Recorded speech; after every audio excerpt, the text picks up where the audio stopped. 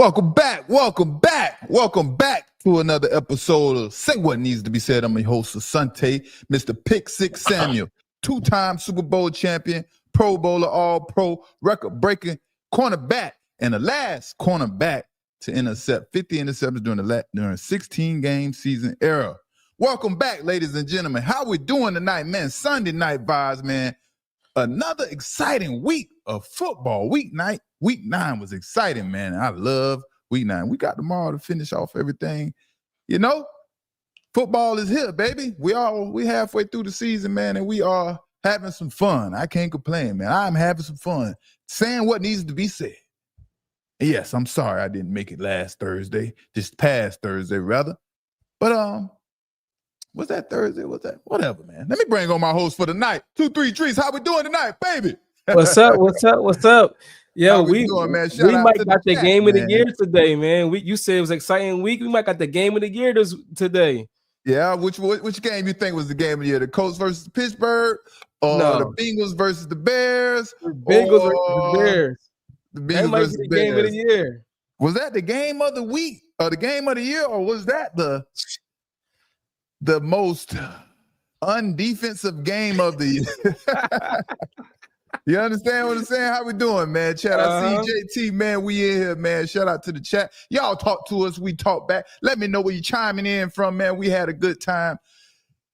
You know, we always have a good time on Say What Needs to Be Said. It's Sunday night vibes. But like I said, man, week 9 was exciting, man. It was a lot of exciting games, man. A lot of good football that was played this week, man. It was a lot of good football that was played. Some bad football, but the teams that did bad, that means the other teams did good. So you had good football and you had bad football. And you had exciting football. You had old players that you had no idea could still play, lighting it up on the field, man. It was fun, man. It was fun watching this. But let's get into this tonight, man. Let's get into this game tonight. The Seahawks. The Seahawks beat the crap out of Washington Commanders, 38-14. Man, 38-14. And the Seahawks dominated this game all across the board. As you can see, 416 yards of total offense. And they piped down a little bit in the second half because it wasn't that necessary to keep running it up and keep showing the world all these exquisite plays and fancy plays that we got up our sleeve for the rest of you fools out there, like the Rams coming up that they need to beat twice. You understand what I'm saying? Mm-hmm. But the Seahawks, man, they took care of business, man. Hey. But most of them points came in the first half. Then it was cruise control for the Seahawks the rest of the game. They dominated in the first half, and then, hey, we do what we do after that. Yeah, well, I sure hope Jaden Daniels' injury isn't too bad, though. And I hope he can come back healthy, man. I hope he come back healthy. Man, I hate to see that happens at the end. I hate to see those injuries happen towards the end of the game, man, when the game is pretty much out of reach, you know? I mean, throughout this whole season, he's been in and out the lineup with different injuries and things like that. And today, we see how his arm bent like the opposite way. You think is it too early to shut him down for the season, or should he like make his way back this year? Even though right now we don't know like the extent of his injury, but just from what we've seen right now so far, right now they're 3-6 but we still not even halfway through the season. How are you feeling right now? You think we're about halfway there? Yeah, we're not all the way halfway there, but we're close as you need to be. Yeah, man. Of course, we have to find the extent of his injury. In my opinion, based on what I've seen them bringing out of cast, to mobilize his arm, stabilize his arm, and things like that, I would say maybe it's a dislocated elbow or something to that nature. It didn't look like it was in the shoulder area. You know, if you tear your rotator cuff or something in your shoulder that prohibits your throwing motion, those injuries take 9 and 10 months to rehab and come back healthy. But I don't think he had that situation where, like I said, maybe a dislocated elbow, maybe a sprained elbow, where isn't that bad as, being dislocated. So in my opinion, man, based on what I've seen tonight, if let's just say he came back in 4 weeks, right? After the day. He came back 4 weeks after his injury. We'll be in week 13, week 14. I think it would be necessary to shut him down. My main thing with Jaden Daniels, seeing him run the ball, sacrifice his body to try to get these wins for his team I think he should put a little weight on his body, on that quarterback frame. He's one of the skinnier quarterbacks in the NFL, and you see every time he's tackled or a defensive lineman get their hands on him, it's kind of they're having his way with him, slinging him down left and right. And if y'all didn't notice, he took a lot of headshots. And what I mean, when he's getting tackled from running the ball or getting sacked, he's getting slammed on his head pretty viciously. Yeah. And that is a lot of wear and tear on the body and not just the head. You understand what I'm saying? And some of those times I was waiting to see if he was going to be concussed or able to get up. And I was happy to see him get up and continue to compete. And he is one of the emerging superstars at quarterback, and we think he will be great, possibly a Super Bowl winner. I just hate to see him go down so late in the game like that, but that's a part of the game. We can't do too much about that if that's part of the game. We all go through it. I've been in games where the game is totally out of reach. I'm the highest paid player or one of the highest paid players on the team, and I'm still on the football field because that's what coach desire is. And we don't have no choice but to, do what coach says. So that's what Jaden Daniels was dealing with. And at the end of the day, that's what you love to see in your player. He didn't have no quit in him. He's a straight competitor. He competed to the end until he couldn't compete anymore. And exactly. He's a warrior. He's a warrior for sure. Man, shout out to Jaden Daniels praying for a quick recovery. But on the other hand, we got Sam Darnold. Yes, sir. Sam Darnold. Sam Darnold, man. Unbelievable performance by Sam Darnold tonight, man. If y'all didn't know, if y'all didn't hear, y'all was fixing a late night snack. In the first half, while that game was going on, Sam Darnold was a perfect 16 for 16, I think for 282 yards or something like that. And 4 touchdowns in the first half. And then you see how he finished off the game, 21 for 24. Damn near a perfect game, 330 yards, 4 touchdowns. All those touchdowns came in the first half, and then that little interception, whatever. You understand what I'm saying? But all of that production in the first half, man, that is a lot of production, man. You got to add his name to the MVP, to the MVP talks. You got to add his name to it. You have to. You got to add his name to it. Just because the Seahawks doesn't get as much coverage or recognition as other teams in the NFL, like the New York Jets, the New York Giants, the Kansas City Chiefs, and teams like that, man. Yeah, man, he is definitely one of those ones, and he played like it. Not just tonight, he does it over, day in and day out. You know what I mean? But tonight, the Seahawks were better than the Commanders in every aspect of the game. Period. That was the difference. Not just Sam Darnold. Sam Darnold was the better quarterback for sure. And the Commanders' defense, the Commanders' defense, they were asleep on the job tonight. Man, they didn't come to play at all tonight. Straight sleep on the job. They basically quit on their team tonight. They quit on Jaden Daniels, man. That's what I saw. I saw a defense that was giving up and not competing like they're supposed to. It was too easy. That's what we call quitting in the NFL. I don't know who defense was worse today, the Commanders or the Bengals defense. They both was horrible. Which defense was worse? I mean, you got the Bears defense in there too. Bears was giving up all the. We definitely can add the Bears in there, but the Bengals. I mean, the Bears won the game. Obviously, the Bengals had over 500 yards of offense, but the Bears still won the game. But definitely, the Bears defense was horrible as well. You know what I mean? But at the end of the day, we're gonna get to this Bengals game, but nothing was worse than the Bengals. Just on the basis of how they lost that game. That's how, that's why they're so terrible today.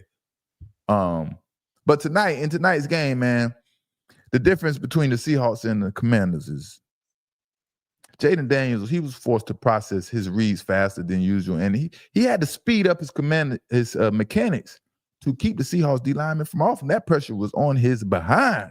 You know what I mean? But he did what he could do to try to keep him off him and keep the plays and sustain drives. He did whatever he could and he fought his hardest.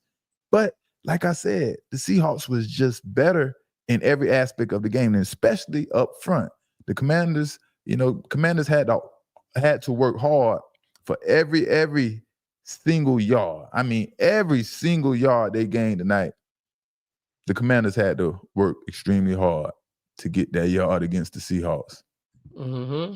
But Sam Darnold, man, Sam Darnold and the Seahawks, man, they are going to be hard to beat in December and January. I don't know, man. Seahawks, hey, they surprised the world before by beating the Patriots in the Super Bowl. Making it to the Super Bowl. This kind of reminds me of that same team, the Legion of Boom. That defense is impeccable right now, man. Listen here, that defense is pretty, man. And they got the number one receiver in NFL right now with the most yards too. With JSN, just put the ball in his area, he taking it, he getting that yak, man. He getting the yards at the catch when he get the ball. And that tandem right there, man, they put up them numbers. Smith and Jigba, yeah, for sure. But for the Commanders, man, Terry McLaurin, man, he definitely was missed, right? I don't think that was talked about enough or understood. But Terry McLaurin, he was definitely missing. The Commanders have to get Jaden Daniels younger, faster, skilled players. Terry McLaurin, he's 31. Deebo Samuels, I don't even know how old he is, but he's definitely playing like he's in his 30s on his way to the 40s. You understand? Zach Ertz, older. Yeah, exactly. Everybody at skill position is older, pretty much out of their prime. And it would be hard for Jaden Daniels to make much progress if the team doesn't put the talent around him that he needs to be successful. Like I said, these guys he's playing with, Hurts, Deebo Samuel, Terry McLaurin is probably the one that's closest to holding on to his prime still. Terry McLaurin, he still can get it done and play at a high level.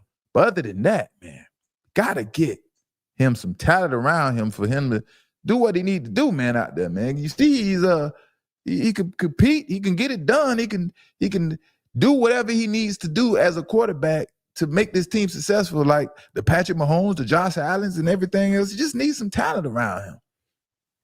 But I want to know, man, y'all talk to me about who is the best wide receiver in the NFL. And I say Jackson Smith and Jigba is probably the best wide receiver in the game right now. Let me know if y'all agree with me. Or is it Jamar Chase? And Jackson Smith and Jigba, he has 50 receptions for 819 yards, 4 touchdowns. Jamar Chase, 76 receptions for 831 yards and 5 touchdowns. But here's the catch. Jamar Chase has 107 targets so far, and we're only halfway through the season. That has to be a league high. 107 targets already. So you mean to tell me he's going to have over 200 and something targets by the end of the season? That's a lot of targets. For real. Jackson Smith and Jigba, he only has 70 targets. Who do you put your money on? Who would you put your money on? Your last dollar, your last $100 bill as the best wide receiver. If you had to draft this player to put him on your team, Jackson Smith and Jigba or Jamar Chase. Who you got? Who you got? Who you going with? With the quarterback situation as my starting quarterback, I'm going with Sam Darnold and JSN. If Joe Burrow was playing, even though that Sleepy Joe, he getting the ball to him, but he giving him 23 targets a game.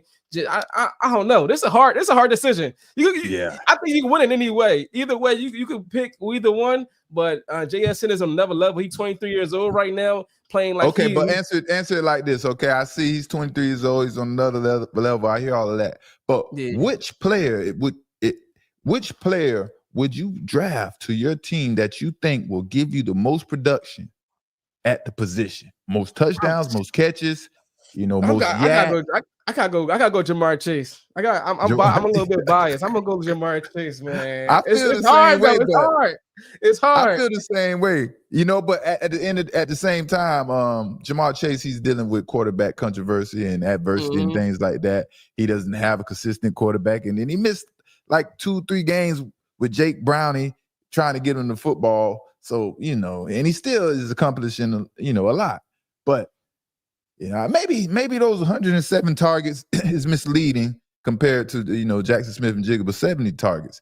because that's a big difference. That's about a 3 or 4 game head start. You understand what I'm saying? That's how you have to look at it. But at the end of the day, if you look at the physical attributes, the speed, all the intangibles that these two wide receivers have, just off the surface, you're going to go with Jamar Chase. He's the bigger, stronger athlete. He can do a little bit more than than Jackson Smith and Jigba, in my opinion. You know what I mean? But yeah, Jackson Smith and Jigba, he's a special man. He's a great route runner. He understands the concepts of the game as far as wide receiver is concerned. You understand? He understands how to get the leverage. He get off the line so sweet. If y'all didn't see that pass that didn't come to him, he shook the DB so hard on the slant and go, and Slam Donald still was perfect. He went to the other side, but he could have went both ways. Man, he shook the fool out of that cornerback, man. But at the end of the day, the Washington Commanders, man, their defense quit on the team tonight. They did not come to compete. It was a day off for the defense. I don't know what was going on. Maybe they was intimidated. Maybe they got out-bullied. I don't know what it was, but they didn't come to play tonight. And, yeah, the results showed. They damn sure showed. Damn sure showed. But I'm rooting for the Seahawks, man. I want to see what they can do, man. I like what I seen from the Seahawks and Sam Darnold. They're playing at a high level, and I like to see good football. So we're gonna see, man. And Sam Darnold, he's an underdog. They didn't, want to see Sam Darnold succeed. You know, they had J.J. McCarthy over there, and he's the reason he's at the Seahawks. So you got to make them pay, Sam Darnold. You have to make them pay each and every week, baby. Yes, sir. Yes, sir. Clap it up for Sam Darnold. Good job tonight, Sam Darnold, man. You put on a clinic tonight. That was a clinic right there. That definitely opened up. He definitely opened up some eyes today, man. Like if he wasn't watching before, you definitely be watching now. Yes, sir. Yes, sir. Yes, sir, man. But the game we've been waiting on, and we've been waiting to talk about it. Everybody been waiting on to see this year. The Kansas City Chiefs versus the Buffalo Bills. Everybody has been waiting to see this game. This game has been circled on your calendar, my calendar, and everybody else's calendar. And I'm not sure if this game was everything it was hyped up to be. Or was it just another game, you know? I think it was a pretty good game. Overall, Patrick Mahomes. Patrick Mahomes is awesome, man. Can't never count Patrick Mahomes out. Yes, sir. And it looked like he was counted out at the beginning of the game, but he kept fighting and kept fighting back. But at the end of the day, the Buffalo Bills beat the Kansas City Chiefs 28-21. Yes, sir. Ladies and gentlemen, Buffalo Bills beat the Kansas City Chiefs 28-21. 404 yards of total offense for the Buffalo Bills. James Cook had a lot to do with that. 305 yards on offense for the Kansas City Chiefs. All Patrick Mahomes. Now, let's talk business here. Let's talk business.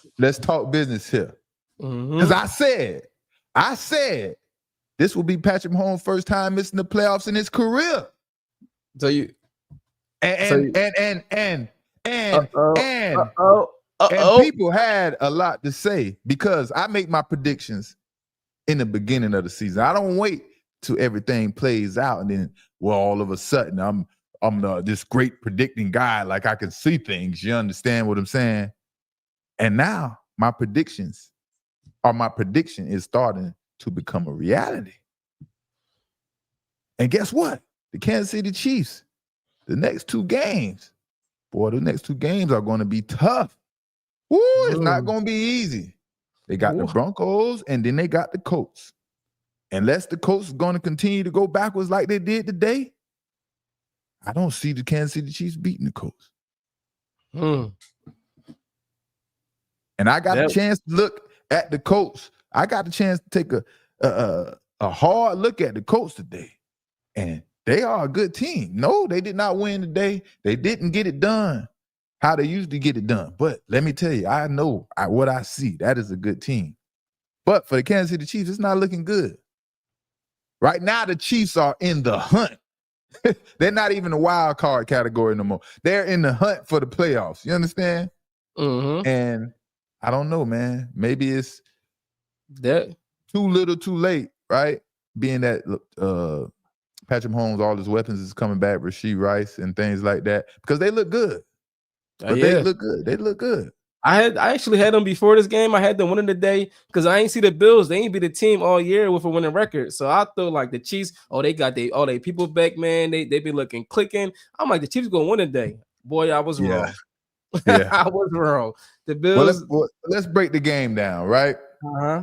So what was the issue in the game? Why did the Bills win and why did the Chiefs lose? You know, this game, the Chiefs and the Bills, they tried to play. These two teams try to play the same style of football to win. And that style is be patient. Be patient on offense. Bend, but don't break on defense. Y'all ever heard that term on defense? Bend, but don't break. That's the style that these two teams play. The team that makes the most mistakes and have to divert from the game plan is the team that loses. And which team had to divert from the game plan tonight the most? If you a football guru and you understand football, man, type it in the chats. You already know who it is. The Chiefs. That's automatic. We already know who won the game. That would be the Chiefs. That pressure was coming all night on Mahomes. Mahomes never really got comfortable. He had his lowest completion rating of his career today. I mean, you know why? You know why? Because Andy Reid doesn't have enough patience. Once he gets down to score 2, man, he is not staying within that game plan. Andy Reid can't keep running the football too long. That isn't his style. Yes, he understands he has to do that to win the game and sustain drives and things like that. But he wants to throw those pigskin. He ready to show off his beautiful assets and the beautifully designed plays he drew up in the game. You know what I mean? Mm-hmm. But he definitely is the best at that, drawing up these offensive concepts and things like that. But that was the issue in the game. Andy Reid and the Kansas City Chiefs, including Patrick Mahomes, they got off their game plan. Both teams came out patient. Run first, pass second. 5 yards here, 6 yards there. And then there was one issue.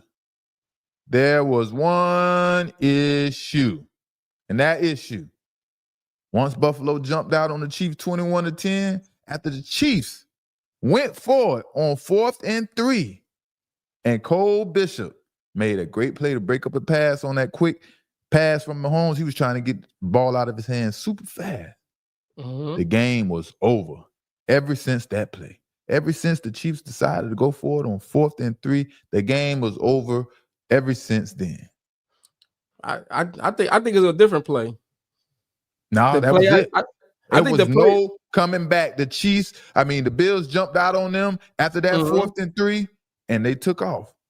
The Chiefs were forced to pass first after that because the Bills jumped on them and got a lead. And that's how the Bills were able to win. I think it was right before halftime. The Chiefs had the ball 1st and goal on a 1-yard line. They did 3 plays and then put the ball in the end zone. Ended up having to kick the field goal right before halftime. That's a big 7 points, and then 3 points is a big difference right there going into halftime. Yeah, for sure.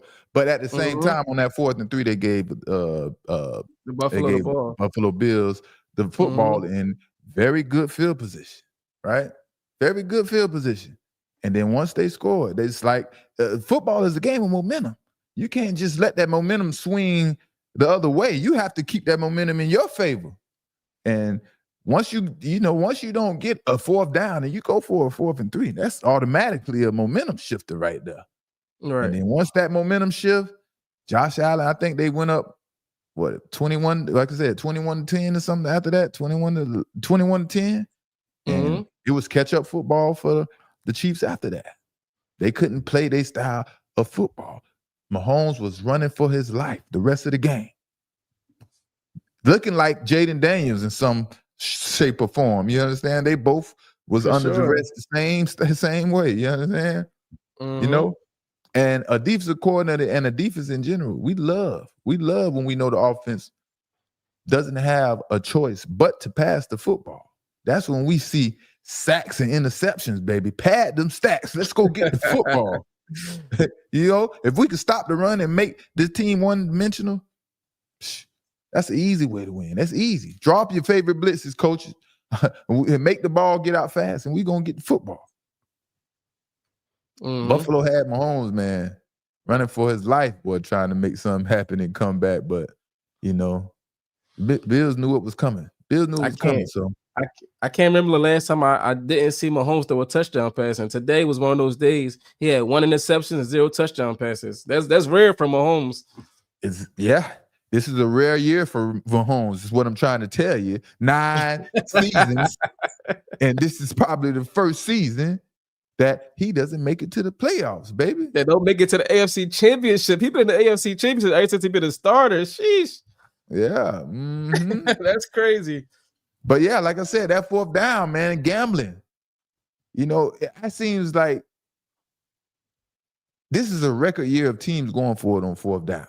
Oh, yeah. Right? This is a record. No more. Every team, every game, there is a team, if not both teams, going for it on fourth down. Not once, not twice. They're going for it more than 3 times sometimes in games. They don't care no more about fourth down. Fourth down, they use fourth down like how we used to use it in Madden. We didn't care about it because we had a very, very well scripted play that we knew we can convert in Madden on fourth down. And everyone had one of those plays in their pocket. That's how the NFL feels now about fourth down. And that ultimately resulted in the Chiefs losing the game. Gambling on fourth down. Josh Allen capitalized on that turnover because he got good field position. Like I said, that took the score from, I said 21-10. That took the score from 14-10 to 21-10. Yes, took it to 21-10 from 14-10. Then the Bills were in straight control from that point. The game was over. The game was over. And on fourth down conversions, the fourth down attempts these days, it don't gotta be 4th and 1, 4th and 2. It'd be 4th and 6. And like we going for it. 4th and 17. 4th and 10. We going for it. The Chiefs went for it on 4th and 17 in the fourth quarter. Of course, they was down, so they had to. But that play, there was a play on 3rd and 9 that the Chiefs converted, right? And in the third quarter. And then in the fourth quarter, it was a 4th and 17. And there was a play that Patrick Mahomes converted a pass to Travis Kelce. And those two plays, are the best examples of why I tell y'all, you can see Patrick Mahomes is one of the dangerous quarterbacks to play the game, probably to ever play the game. And for a defensive back, we hate to see a quarterback escaping the pocket or buying time to throw a pass. Patrick Mahomes, and you see Patrick Mahomes in the schedule and you have to play against him, that is just so frustrating because you can't just cover your receiver and think that the normal way of covering your receiver is good. No. They are taught as soon as they make their cuts and the ball doesn't come, go the other way, get open, keep moving around. And they know Patrick Mahomes is going to be moving with them. You know what I mean? But James Cook, huh? And I was saying, especially this year, Patrick Mahomes is the leading rusher on his team, so he's been taking off a lot. So that's another threat right there. You don't know if he's about to take off or if he's going to stay behind the line of scrimmage. He's just one of those players. He's one of those players. He's going to do what he has to do to win the game, man. Whether it's run the football, throw the football with his left hand, spin backwards, turn around, jump pass, whatever he has to do to win the game. That's what that's what he's going to do. He's a competitor like that. And man. But James Cook as well, man. James Cook was a big reason for the Buffalo Bills to be able to be patient on offense and continue to run first instead of having to go to pass first. He controlled that offense 6 yards a pop in the first half, and that was a big problem for the Chiefs as well. So James Cook, man, he had over 100 yards rushing today. He did his thing. They did what they think. They did what they needed to do. Shout out to the Buffalo Bills, because if the Chiefs would have whooped y'all would have been on here getting talked about, and Josh Allen would be looking for another place to play. Damn Man, if you do, damn if you don't. You understand how it goes? that's 5 straight regular season games that the Bills beat the Chiefs, but when it comes to the playoffs, it's a different story. So Josh Allen got to do in the playoffs to beat them, man. He got to. It's all fun and games, and it's pretty and it's neat during the regular season. And just like you said, when the playoffs time comes, it's a different story. Patrick Mahomes, he turns up, baby, in the Brady mode. Brady mode, baby. But moving right along, man. Moving right along. The Steelers versus the Colts. Another good game. Another upset. Right? This what you've been talking about, man. About the Steelers. This what you've been looking for from the Steelers. This is what I've been talking about. When are the Steelers going to play Steelers football? And today they finally stepped up to the plate and played Steelers football how they normally play Steelers football. And we all know the Colts, the Indianapolis Colts came into this game considered the best team in the NFL. And Pittsburgh Steelers defense stepped up today and got a win, a big win. Pittsburgh Steelers beat the Colts 27-20. And man, defense stepped up big today. They shut Daniel Jones down. They shut Jonathan Taylor down and everything else. The best performance of the year, man. Yeah. Jonathan Taylor, that he was looking like the offensive player of the year, scoring 3 touchdowns a game, getting 100 yards rushing a game. He ended the game today with 45 rushing yards. They shut him down. Yeah, Daniel Jones looking like he was a new man. He looked like the Giants. Daniel Jones today. All the turnovers. They end up the Indianapolis Colts end up having 6 turnovers a day, 5 sacks. I mean, is the defense back? Let's talk about it. I mean, we will see. It's just one game. You did it against the best team in the NFL, right? After so many games of not being able to look like you're supposed to look, and today you stepped up. It's a confidence builder for the Steelers for sure. But you have to be able to do this consistently over and over and over, not just one game that you're hyped up because you're playing against the number 1 offense and things like that, right? But something clicked today. Something clicked. I don't know if things was just going the Steelers' way, but something definitely clicked. And they got the job done. Aaron Rodgers, man. But let me tell you, in the first quarter, man, Aaron Rodgers started off the game still thinking about Michael Parsons and the Packers defense, man, from last week. Rodgers got the ball out around the 12-yard line after a turnover in the first quarter and screwed up the 4th and 3 attempt because he was still thinking about the pressure of Green Bay. You know what I mean? He threw the ball before Darnell Washington got his head around on a slant route. Y'all remember that? It was a slant route on 4th and 3. He threw the ball so fast before Darnell Washington even got his head around. Because you know why? He was still thinking about Michael Parsons and the Green Bay Packers. Michael Parsons standing up over the center and looking him into his eyes. I'm telling you, he was still thinking about that. Go back and watch the tape and look at how fast Aaron Rodgers was getting that football out of his hand in the beginning of the game. He settled down towards, when he got comfortable and he got into the second quarter and the third quarter, things like that. But that Steelers defense, man. The Steelers defense. Woo! That Steelers defense is back, and they got the best of Daniel Jones. Yeah, they got the best of Daniel Jones and the Colts offense. They shut him down, like we said.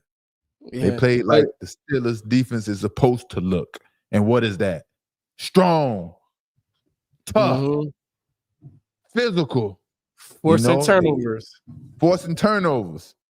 Applying pressure to the quarterback. Playing on their side of the football. And that's what the Pittsburgh Steelers defense did tonight. They dominated the line of scrimmage. And they held MVP candidate Jonathan Taylor to 55 yards rushing. Was it 55 yards or 45 yards? 45 yards. 45 yards rushing. And they held the Colts offense under 100 yards rushing overall.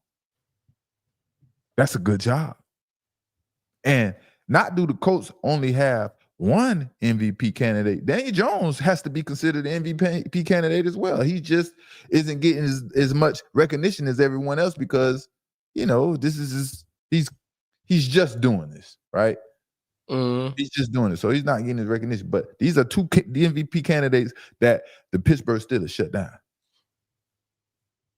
And how many takeaways did the Pittsburgh Steelers have? Six takeaways. But it's still takeaways to win the turnover battle. And 5 of those takeaways came off of Daniel Jones. Yes, sir. 5 of those takeaways came off of Daniel Jones for sure. Daniel Jones had 3 interceptions and 2 fumbles. 2 fumbles he lost. Could have been 3 fumbles.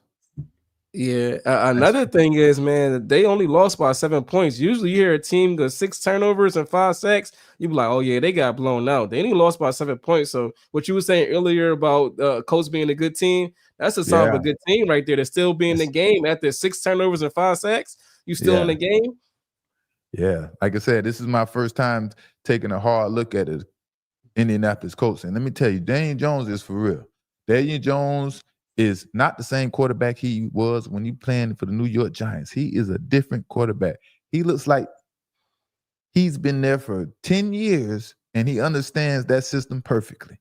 He's so much more comfortable as a quarterback than he was ever before. Like it's something just totally different. Something totally different is going on with Daniel Jones. And I can't get it, man. What is it? Talk to me. I feel like it's. I mean, you like Daboll, but I feel like it's the coaching. You think it's Brian Daboll? Well, no. I said you like Daboll. I said you like Daboll was his coach before and all that stuff. But I think it's the coaching. Yeah, you saying the Colts are a better coach? Has better coaching? Yeah, I feel like they got to him, man, put him in a better position. I feel like he out that New York spotlight. He don't got all that pressure as he did before. He had no expectations this year. He came in there as like the backup for real till Anthony Richardson couldn't go, and then they just like threw him in there, no expectations, nothing. So I feel like he was more free, be able to do what he can do, and you could see it. Yeah. Definitely. It gotta be. I mean, ain't no way around it. It has to be the coaching. Unless he just decided to wake up or got out of New York because he was hanging out and not being focused or something like that. You know what I mean? Daniel Jones, he looks like a well-polished quarterback, like he never looked before, man, you know. But yeah. The Colts, man, but ultimately the Colts played the worst game of the year against the Steelers, and they had plenty of opportunities to win, but the Steelers kept stepping up on defense over and over, you know, to stop Daniel Jones from sustaining any drives long enough to score. And that's what Steelers defense do. You know, when the Steelers took a 14-point lead and forced Daniel Jones into pass situation, that's when T.J. Watts and Alex Highsmith and Canu Benton, you know, they pretty much put the pressure on Daniel Jones, and he wasn't able to deal with that pressure. Like he wasn't used to it. He wasn't used to seeing it because that offensive line had protected him so well for so long, you know, up until week 9, until he faced the Steelers, you know? And then, like we talked about Jonathan Taylor, man, they stopped Jonathan Taylor and made the game a one-sided game for the Colts offense. And that was the key to victory for the Steelers. They got the victory by stopping Jonathan Taylor from gaining 100 yards on offense, stop Daniel Jones from having the number 1 offense in the NFL against the Steelers defense, right? You can be the number 1 offense against anyone else, but the Steelers say they're not having it. And that definitely is a confidence builder for the Steelers, but yeah, you got to do it over and over, you know? And Aaron Rodgers, man, you know Aaron Rodgers can still do some good things, right? Aaron Rodgers, completed 25 passes out of 35 attempts for 203 yards, 1 touchdown, and, you know, he's holding on to the football, right? Not turning over the football. And he can still do some good things at quarterback. But at this point, man, at this point in his career, I think Aaron Rodgers is just a role player. He isn't the special quarterback that he used to be. But I also think he's just good enough to win a championship as long as the defense is productive, you know, and they play games like they did today against the Indianapolis Colts. He can't. Aaron Rodgers can't carry the Steelers by himself like he once did the Packers, you know, when they wasn't that good on defense.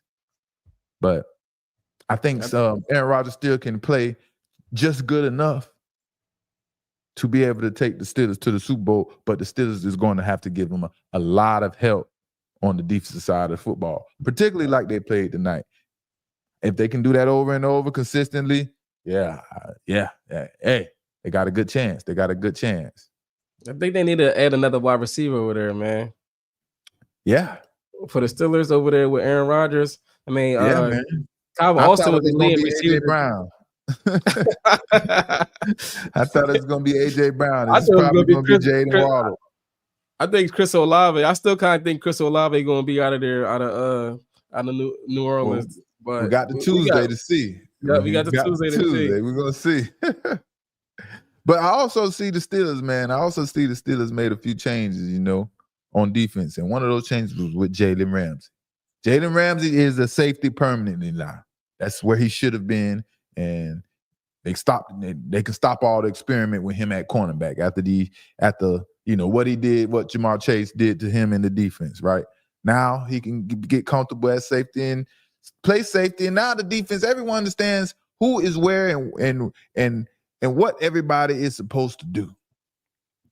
And feel good about them at that position now. You got so many moving parts to on defense that it's hard for players to get comfortable understanding each other's roles and how that player role is supposed to be handled and things like that. So now I like that they're making them a mainstay at safety.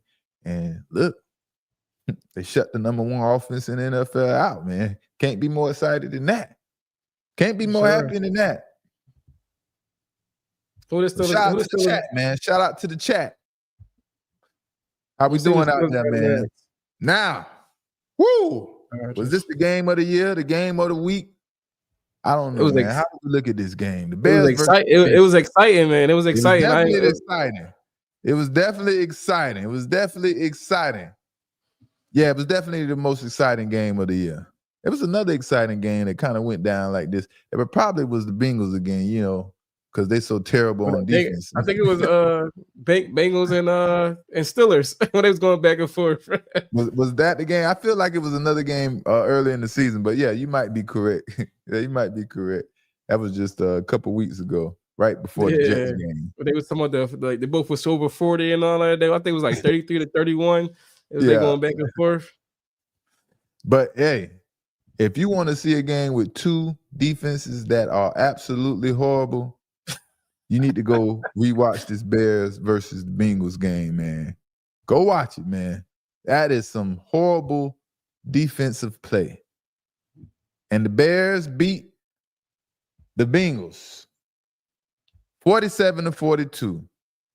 And what would be a straight debacle in the secondary for the Bengals.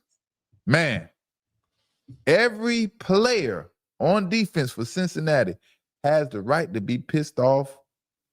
No, every player on offense. For Cincinnati has the right to be pissed off with the defense because it's their fault. It's their fault the Bengals lost today. It's nobody else's fault but the Bengals defense fault. They were absolutely horrible.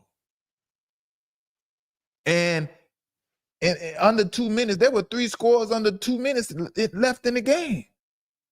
And I think 2 of those scores was on the Bengals. Yeah, Bengals were down 41-27 with a minute 44 left in the game. A minute 44 left, they down 41-27 and was able to come back and take the lead. Come back and take the lead. Ain't that just that's just bad football. That's just bad football. The Bears, man, whew. The Bears need a new secondary and the Bengals need a new defensive line. That's how it's going to go. That's how the Bears need a new secondary and the Bengals need a new defensive line. And the Bengals couldn't stop the rookie running back, Kyle Monaghan. How you say his name? Monaghan. Yeah. They couldn't stop him, the young running back. And then the Bears let old man Flacco throw for 470 yards and 4 touchdowns.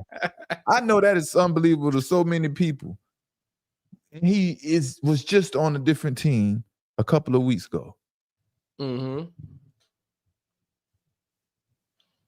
Man, That's bad. if you mix up both of Joe Flacco's team right now, they probably be Super Bowl champions. I mean, you got the Bengals offense with the Browns defense. You It'd probably got a Super Bowl be a great champion team. right That, there. that would be an awesome team. That would definitely be an awesome team.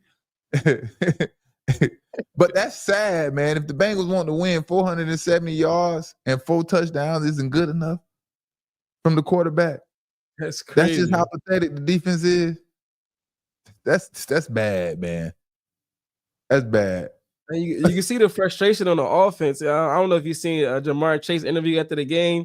I seen Jamar Chase and I seen was it Chase Brown or what's the running back name?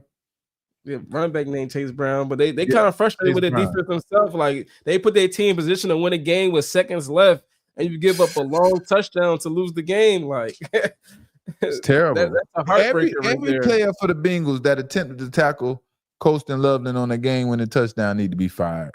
Fired, fined. Something needs to happen. That's just bad. Football, the game on the line.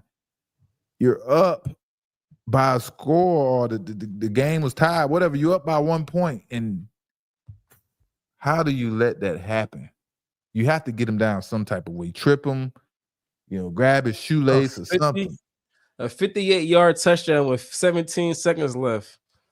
With 5 players around him trying to tackle him. And Can't nobody could get him down. That was an awful look, boy. That was an awful looking play. Awful looking play. The Bengals are too talented on offense to have a defense let them down mostly every week. Joe Flacco on the offense scored 38 points in 2 straight weeks and lost both games. I don't think, or I was reading, I don't think that has been done in the past 38 years or so. 38 points in the last 2 weeks and you lose both games. That just tells you how terrible the defense is. The defense is terrible. I don't think I ever seen a defense as bad as the Bengals tackling since I remember watching football. That is some bad tackling out there, man. Can't tackle, can't cover, can't gap control. Can't play on special teams. You let Cincinnati, not Cincinnati, but whatever. They let Caleb Williams out there catch touchdowns. Caleb Williams catching touchdowns, throwing for 3. That's just embarrassing at that point. But you know what, man? Cleveland Browns ownership, man, they have to take a long look at Kevin Stefanski and what he's doing on offense. Because Joe Flacco was not good at all for the Cleveland Browns. Now he's lighting it up for the Bengals. Make that make sense. Why couldn't Joe Flacco have much success with the Browns as he's having with the Bengals? Or as somewhat close to the success he's having for the Bengals? I think it's fair to say Kevin Stefanski offense is outdated and just weak. There's no way Joe Flacco is throwing for 342 yards in one game for the Bengals and 470 yards in this game against the Bears. And could barely throw for over 200 yards for the Browns. Can't even score 7 points for the Browns. There was only one game for the Browns Joe Flacco passed for over 200 yards. And guess who that was against? Please, y'all guess. There was only one game when Joe Flacco played for the Cleveland Browns that he passed for over 200 yards. Please guess who was that against? Guess. Somebody take a guess. I don't know who the Browns played. When Joe Flacco was there, just take a guess. The Bengals. Huh? The Bengals. Exactly. The Bengals, bro, is the only thing Joe Flacco passed for over 200 yards against when he played for the Cleveland Browns. Is that a coincidence or what? Oh, man. That's the only team Joe Flacco passed for over 200 yards against. The team he plays for now. Ain't that crazy? The sorry freaking Bengals. The team that can't win after having over 500 yards in total offense. That's a disappointment, man. I know not even just the offensive players. I know the offensive coaches gotta be upset with the defensive coaches. Like, what y'all doing over there? We doing everything we supposed to do. We giving ourselves a chance, and y'all just letting us down every time. If it was the special teams, it would be the special teams coaching players. Whoever, whatever position or whoever fault that the majority feel it is, yes, he's going to get a lot of flack. Anybody that has associated with the defense or the offense, if it's their fault, everybody's upset at them. Those people, the offensive coordinators, defensive back coach, the players.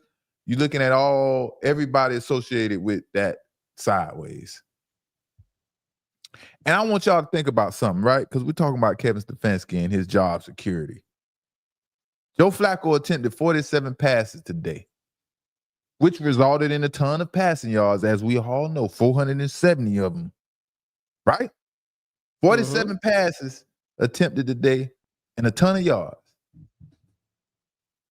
But when Dylan Gabriel attempts 45 passes, he's barely getting over 200 yards passing. Why is that? I'm telling you. 2-yard passes. Stefanski offense, man. I'm telling you, Kevin Stefanski offense is a mess, man. That is not a qualified offense passing the football. Now, running the football is a totally different story. But as far as Kevin Stefanski goes with his offense as a passing offense, man, it's terrible. It's terrible. But Kevin Stefanski and Dylan Gabriel together are just a bad quarterback to offensive coordinator combination, just plain and simple. Dylan Gabriel can't help Kevin Stefanski out, and Kevin Stefanski damn sure can't help Dylan Gabriel out. Because if he could, he would have helped him out as much as he could to this point, because he definitely wants Dylan Gabriel to be successful so he don't have to deal with Shedeur Sanders. So neither of them can help each other out. This is a bad situation overall. Stefanski made Joe Flacco look bad and old and broke down, looked like a horrible quarterback. And now Flacco is thriving in Cincinnati. Like I said, make it make sense. If you look at the history of the Cleveland Browns when Kevin Stefanski got there, you will see Kevin Stefanski has been destroying quarterbacks since he got to Cleveland. It's time to make a change. Definitely. For once in their life. It's time to make a change, man. He had Baker over there. Now Baker, he in Tampa Bay living good over there, winning games, throwing touchdowns. Baker Mayfield had to make a quick detour. He had to go play practice squad for the Panthers, and play on a scout team, pump block and stuff like that. He had to go through the grind because Kevin Stefanski drove him through the mud, and now look at him. He's at Tampa thriving. So what does that say? I mean, this can't be too many coincidences that it's you want to say all these quarterbacks are horrible. I'm telling you, man, I'm Kevin Stefanski. You know what Kevin Stefanski needs to do? His best role. Kevin Stefanski just needs to be a running back coach. That's what he needs to do. He's great at the running game. Just go apply for a running backs coach and be content with being a running back coach and be cool. Get your money. That's what Kevin Stefanski needs to do. And y'all don't forget. Let me see if you forgot, Drees. What's that? And y'all don't forget as well. And we talked about how good these players will be. Who did we pick to be our rookies of the year? Oh, yeah, I know. I said Tyler Warren. Tyler Warren and Colston Loveland, baby. Let's see how that goes, baby. Colston Loveland is killing it for the Bears, baby. Multiple 100-yard games. So, hey, man, we right on point with what we talking about. So, hey, I like those good tight ends, man. I like a good tight end. Yeah, man. Vikings versus the Lions. Pretty interesting game. Thank you. I gotta say thank you to the Vikings. Thank you to the Panthers, because y'all helped Eagles get the first place. That's what I'm talking about. Thank you, Vikings. 27-24. The Vikings got the victory, man. They got the victory with the second-year quarterback, and he got his second victory of his career. J.J. McCarthy had a very successful day. And I can't lie, he surprised me. He did some really good things out there today. He made some big time passes against the Lions to get the victory. And also the way he used his feet to escape and extend the play, getting first downs. I think Exactly. he had a rushing touchdown as well. Exactly. So, like I say, McCarthy, he didn't have a big time game statistically, but he impressed, like you said, using his feet and his legs wisely and effectively, to get first downs and score touchdowns and things like that. And also, when his team needed a big time play, which was a pass from him, man, he delivered some strikes today, in situational football, not just, any part of the game. When the game was on the line and his team needed to play 3rd and 9, 3rd and 5, so on and so forth, he threw the ball perfectly. Only threw it where only his receiver or the receiver couldn't get the football. So I saw some good signs from J.J. McCarthy. I'm down on him, and I didn't feel, J.J. McCarthy get it done. But, he can get some things done. Will he ever be an elite quarterback as far as like a Sam Darnold, and things like that? I don't think he will make it to that status. But at the same time, I think he can get some things done with Brian Flores' defense, just the same way as, who was talking about the Pittsburgh Steelers on defense. right. If the Brian Flores and his defense can have J.J. McCarthy back, he can get some things done. But the Lions today, they was just off, man, and they played a sloppy game today. And once you shut David Montgomery and Jahmyr Gibbs down, once you shut them out, the game is over for Lions, man, because Jahmyr Gibbs had a career low, 28 yards. Yeah. Once you shut them down, pretty much the game is in your hands, because Jared Goff, he can't get it done by himself. He's very limited in himself. And he's one of those quarterbacks. He's one of the rare quarterbacks in the NFL today that can't use his legs. So once you shut that running game down and it's left up to Jared Goff to make plays and figure it out, that's when the Lions are in trouble. If you're letting them have their way, give it to David Montgomery, sub him out and put Jamar in and give him Jamar Gibbs and give him the football, and you let them have their way and play the game, now you're playing in the Lions' hands and you're going to have enough tough night. You're going to have a really tough night trying to stop Gibbs, But McCarthy, man, like I say, he didn't have a big game statistically, but when he had the lane to throw the ball in a clean pocket, that's when he made those plays to win the football game. Like I said, he made some of those passes that he needed to make very accurately to win the football game.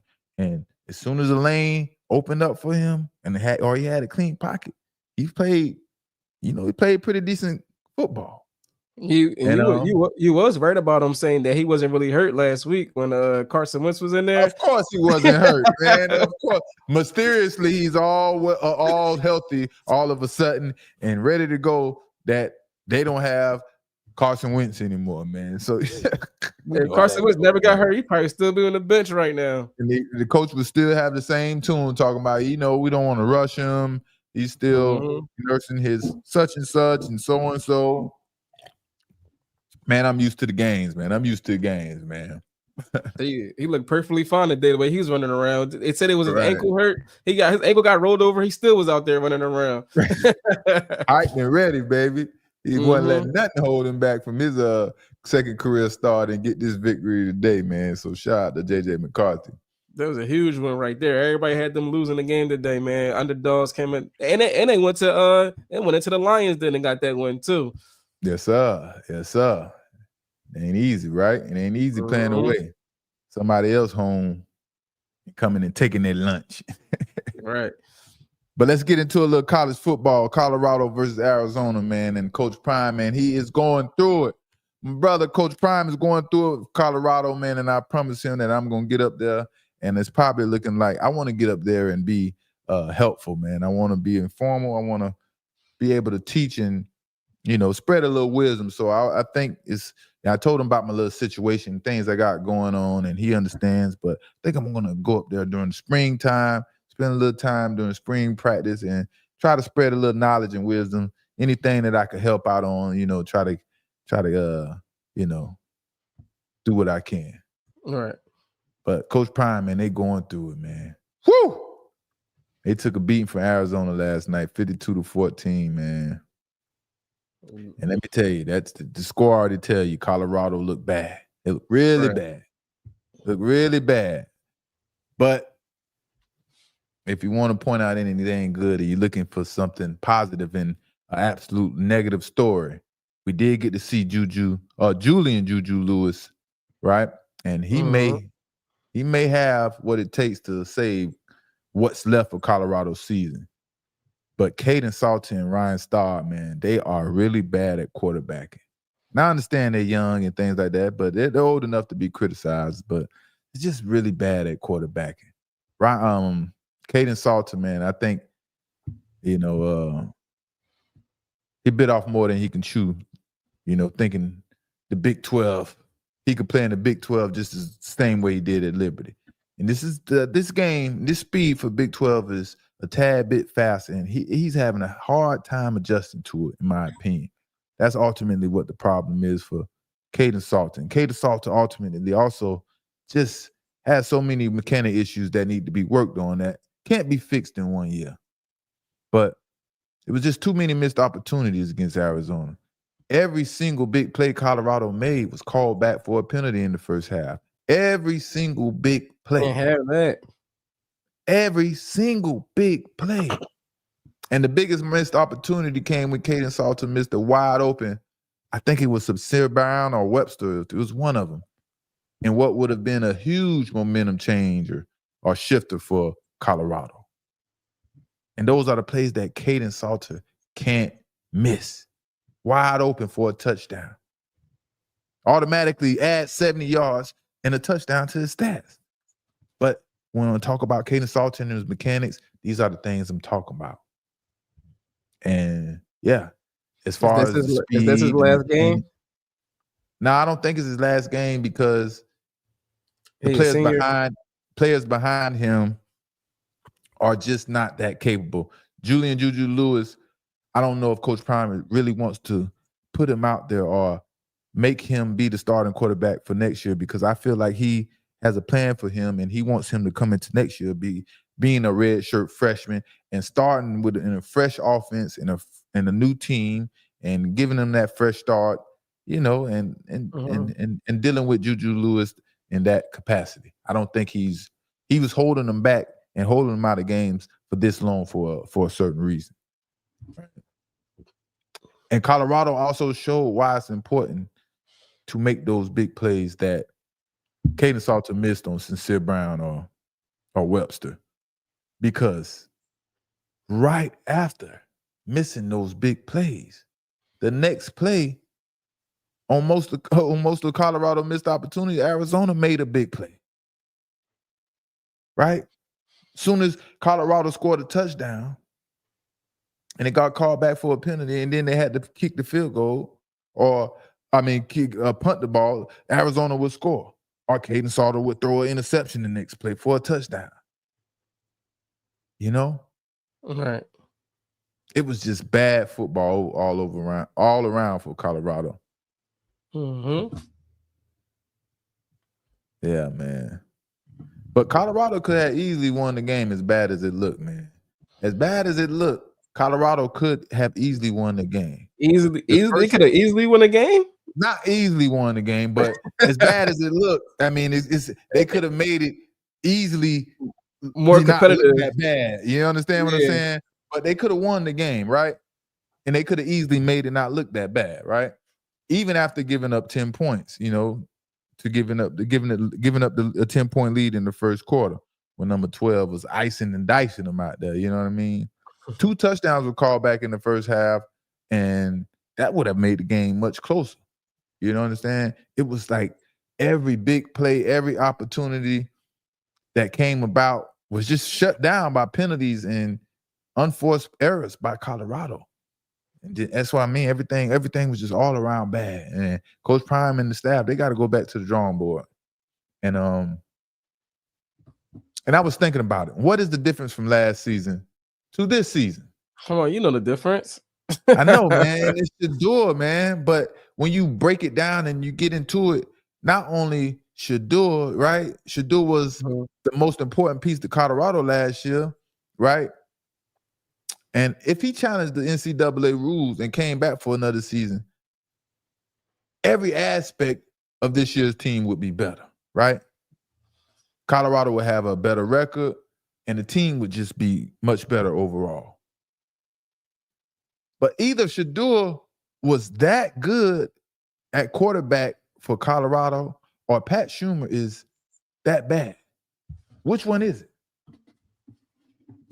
It has to be one or the other. And I'm going to say Shador was just that good at Colorado. Yeah, and then they had a few other receivers as well that went to the NFL. Yeah, Travis went to the NFL, and you had who went to the Panthers? I can't think of his name right now. Horn. Yeah, Jimmy Horn. He went to the Jimmy Horn. Panthers. You had a few of the weapons out there that left. So I mean, it's a whole new offense right now. They gotta learn the game, but they ain't been successful, man. Yeah. It's just sad to see, man. Just sad to see what the Browns are doing to Shador and how much of a difference he made for Colorado. And he can't get his chance, right? It's just like Colorado is just a totally different team. And they want to say Shador isn't that good. It just doesn't make any sense, right? And at this time last season, Colorado was in contention for a chance to win a chance at the Big 12 championship. Yep. Now that Shador is gone, Colorado took 5 steps backwards. Mm-hmm. And yeah, man, I don't know if Coach Prime is going to make a quarterback change to Caden Salter or not, man, but it makes the most sense. But it's just, who would he put back there? Who does he have to put back there? He substituted Ryan Staub in for 2 plays, 2 passes that resulted in 2 interceptions. And it was just like, oh my goodness. It's just like, what do you have to turn to? When you don't have nowhere to turn to, you got to thug it out, man. And, just That's crazy. It's just a bad night, man. It's just a bad night all around. Man. It's going to be frustrating for, these last couple of games and, during the season. But there ain't much you can do, man. You got to go out there and recruit better and get the talent you need because, you end up with a situation like this, And it's just like with Caden Salter, man, it's just like the offense can barely get in the end zone when he's at quarterback. They barely score points. It's like he'll do 5 things bad and then do 1 thing good, then 5 more things bad and 1 thing good. At this point, Coach Brown just make it through the season without getting beat up too bad and start evaluating players for next season, right? For sure. With the type of offense Pat Schumer runs, it doesn't fit Caden Salter's style. Caden Salter needs to play in a run style offense, and that would take the pressure off him. He's very comfortable running the football, but he doesn't realize his speed is totally different than it was back in the days. You understand what I'm saying? So making him a pass first quarterback was the worst decision that they ever did for Caden Salter, man. Caden Salter shouldn't be a pass first quarterback. He needs to be in a run first offense, and he can have a little more successful in a run first offense. So in a situation like Lamar Jackson, right, where he has a offense that's built to his attributes and his talents and things like that. Right now, he's just playing in an offense that has a system, and he can't adapt to just a system, especially when he's playing, when he's going from one level to another level of football. I think that's very, very hard for Caden Salter because the speed is just totally different for him, right? And do you think how the season going is going to scare recruits and other people transferring over to Colorado? You gonna scare them away? I definitely think it will scare recruits. Anytime a college football team is losing and things is going the way Colorado, and Coach Prime team is going this season, it always gives a distasteful taste in the mouth of everybody that's associated with the program or recruiting and things like that, right? If they're number one on my list, and then I watch a game that like they played against Arizona, it definitely have to think twice about it because I have 5 more options. And at the end of the day, you have to believe in Coach Prime and believe in what he's preaching you and what he's telling you, because what he's telling you, he's gonna, have your back about what he's telling you, as such as he did for Travis Hunter, and along with a lot of other players. You understand what I'm saying? If he believes in you, he likes you, y'all get along, you do what you need to do, Coach Prime is going to ride for you. He's going to, he's going to give you the recognition you need, and so on and so forth. So it depends on the type of player at the same time. And at the same time, if I'm a quarterback, I'm a wide receiver, and so on, so forth and so on, right? I would look at it like, okay, I could come to Colorado and this would be my opportunity. I could come change things, right? I could come be the man. If I'm a quarterback, 4-star, 5-star, oh man, I'm licking my chops trying to get to Colorado because the opportunity is wide open. And I know I got an opportunity to compete right now for that position. And look, I see the offense, I see the plays. They just need to throw the football. And that's how I'm going to look at it, right? And that's what it is, man. So we'll see how it is, man. We got to keep supporting Coach Prime. Coach Prime need to make it through the season, man. Got to rebuild for next season because he just don't have what he needs right now at that quarterback position. And can't win without a quarterback unless your defense is just lights out. This is lights out. But it was Sunday Night Vibes, man, and Joe Flacco is back. Kevin Stefanski. I don't know what Kevin Stefanski is doing with these quarterbacks over there in Cleveland. Joe Flacco is making him look bad. And yeah, man, they did their thing, but they still got they still didn't get the victory. Came up a little short. And the Bengals defense is just horrible. Horrible, horrible, horrible. Horrible, horrible, horrible. Got anything to say before we check out of here tonight? 2, 3 Dries? Man, I want y'all to make sure y'all subscribing, liking, sharing, tuning in. We'll be back tomorrow for Monday Night Football, and of course, talk about some other things that's gonna happen, from now until tomorrow. So make sure y'all tuning in, subscribing, and make sure y'all tune in. Make sure y'all hit the notification button so you can know every time we're going live or when a video drop, because man, the algorithm is a little different, man. They saucing me up over here, so I'm fighting through, man. I'm fighting hard. We're fighting back. You understand what I'm saying? But it was Sunday Night Vibes. It's your boy Asante, Mr. Pick 6 Samuel. It's your boy 2, 3 Dries. And we're going to see y'all tomorrow. We are